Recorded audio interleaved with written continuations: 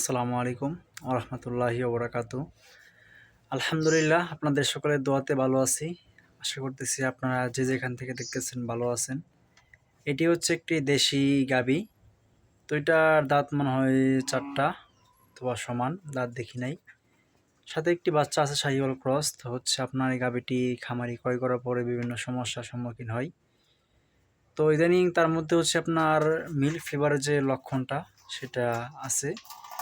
সেজন্য শ্রদ্ধেয় sir veterinary surgeon Abdul Mamun, তো ওনার পরামর্শের প্রেক্ষিতে আজকে হচ্ছে এটাকে আপনার ডেক্সোস স্যালাইন, ক্যালসিয়াম এবং হচ্ছে অ্যামাইনোফর্ট, সাথে হচ্ছে আপনার কেরোসিল, এডি3, তো এগুলা ইনশাল্লাহ তার শিরাতে পুশ করব। পাশাপাশি আরও কয়েকদিন ইঞ্জেকশন মাংসে পুশ করলে আশা করি তার সমস্যাটা কাটবে।